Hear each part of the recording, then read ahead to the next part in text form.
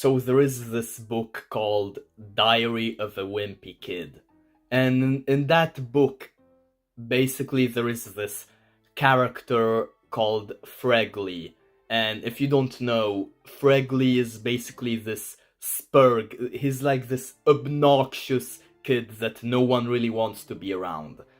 However, in that book, there is basically this one scene where Greg, who is the main character, he basically ends his friendship with his best friend Rowley because they get into an argument or something, and then Greg seeks out a new friend. He wants to have a new friend, and he doesn't find anyone else, so he decides to try becoming friends with Fregley. He decides to try making Fregley his new best friend. And so he gets invited into Fregley's house. And in that house, it turns out to be a disaster. Fregley ends up chasing Greg with a booger. So like he picks his nose and then he has a booger on his finger and then he like tries to poke Greg with that booger and he chases Greg with that booger, and obviously Greg is like horrified and he's scared of getting contaminated by like germs and stuff. So like Greg runs for his life and then runs and hides in the bathroom for a while. And while he is hiding there, then he receives a letter that like flies under the door of like the bathroom, and the letter is written by Fregley, and the letter says, "Dear Gregory, I'm very sorry I chased you with a booger on my finger. Here, I put it on this paper so you can get me back." And it turns out that the booger was exactly on the place where Greg was holding his thumb on the letter. So Greg literally ended up inadvertently touching the booger, and when he realized that, he fainted out and he remained unconscious for a very long time, let me tell you that. But the thing is, Fregley is actually the average autistic man who follows the red pill. Like, if you are a young man with autism who listens to Andrew Tate, Fresh and Fit, and all those like influencers, you might not realize it, but you are basically Fregley. At least that's how people perceive you. People perceive you as that guy that chases them with a booger. And the best example I can give you is with my own backstory. And I can really explain it with my own example, because I used to follow the red pill as an autistic man. And why did I follow the red pill? Well, because I wanted to become like an alpha male. I wanted to become attractive. I wanted to attract as many girls as possible, right? And so I consumed a lot of content that was made by like Andrew Tate, Hamza, Fresh and Fit, whatever. And sure, red pill has different like philosophies, different tips and tricks in there. It has some like I guess controversial opinions that like, oh, as a man you have to be stoic, you have to suppress your emotions, all that whatever. But the most important thing that I eventually realized that was like a pattern, like a core pattern in the red pill, was that as a young man you have to believe that you are this like hot shit to women. That is how you become hot shit to women. You have to brainwash into thinking that you are this top tier attractive alpha male, and you will become this alpha male. You have to believe that you are attractive, and then there's gonna be like self-fulfilling prophecy. If you tell that yourself that you are attractive, you will become attractive, and that is how you become attractive to women. Naturally, because I'm a good boy, I listened to that advice, like the good boy I am, I obeyed them, and I took their advice to heart, and do you think it worked? Well, I'm gonna show you a video where you really can see me incorporating that advice. So, who am I? I am someone who has asked a bunch of girls out recently, in real life, and I got brutally rejected by almost all of them, or I got ghosted and all of that. And I also asked this one girl out recently, and right after that, she started dating someone else she met. At the same place and at the same time as she met me. Can you imagine that? And one girl literally told me I was not handsome and that no girl will ever like me, or something like that. Well, 2 girls maybe told me that. And I get no matches on Tinder, and whenever I do, those girls always end up ghosting me or unfollowing me. And I have barely 200 followers on social media. And yet, I still think I am attractive. And I am sure there are beautiful women out there who are, as I speak, fantasizing about being with me. And this has to be the case, because there are millions of beautiful women on this planet, and it is physically impossible for none of them to find me attractive when I find myself attractive.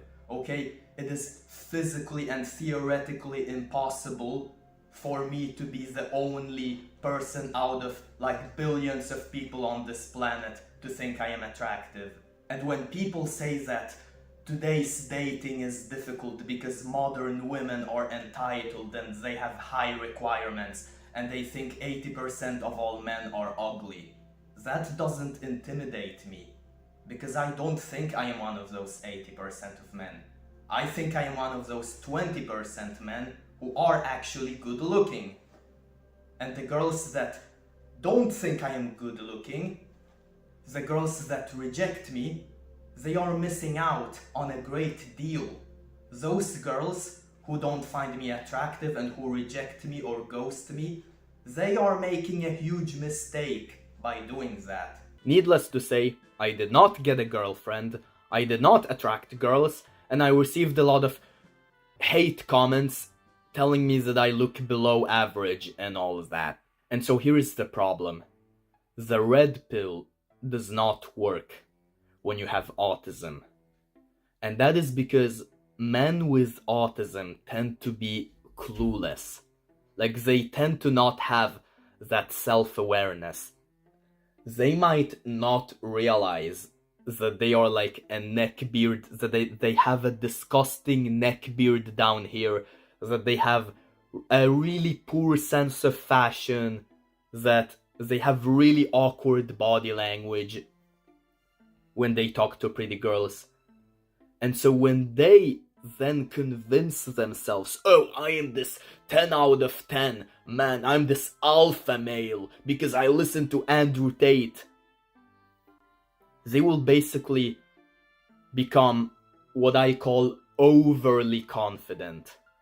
Yes, it is good to be confident as a man, but when you are confident despite actually not deserving to be confident, despite like looking like a redditor with a poor sense of fashion, you will basically come across as Fregley in Diary of a Wimpy Kid.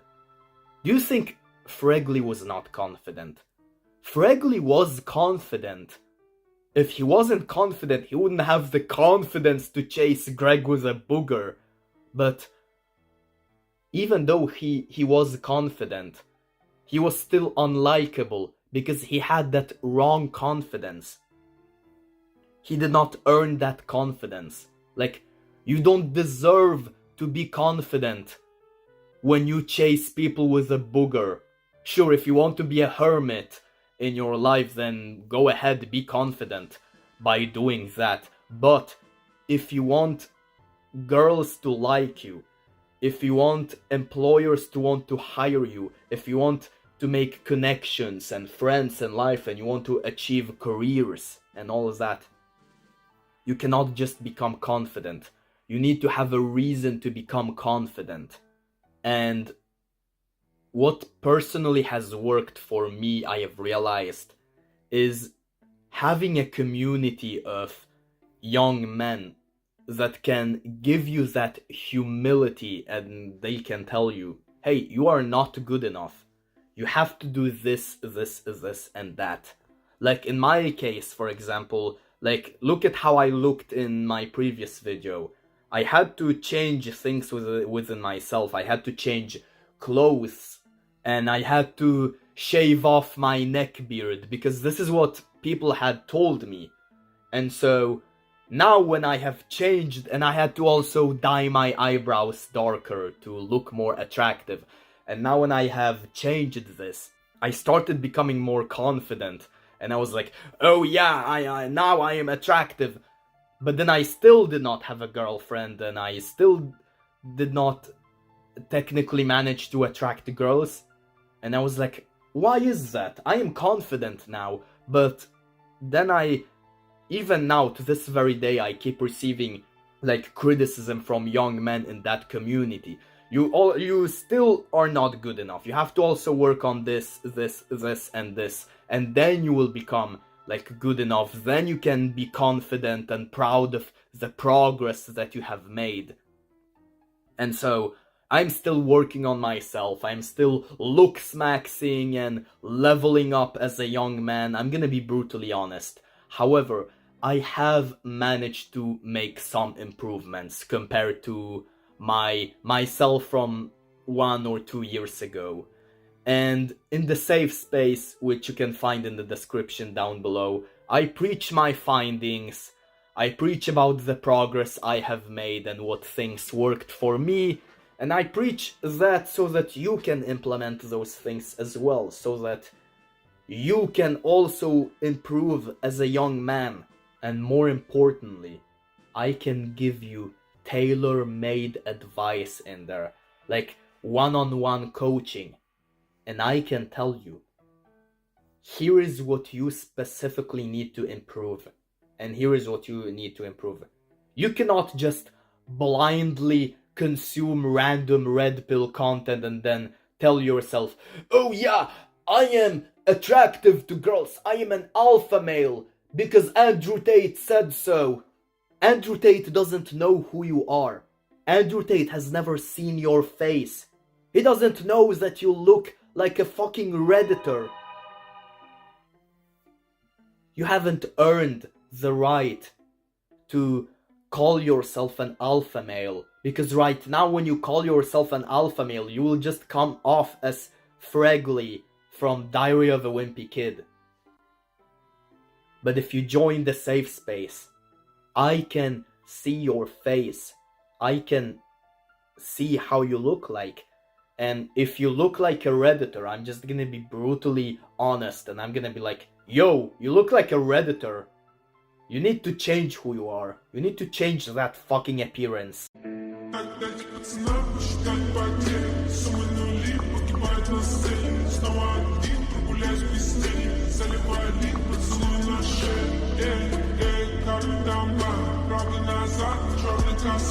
Вижу твой взгляд, стелю на гаях, мог тебя взять, но ты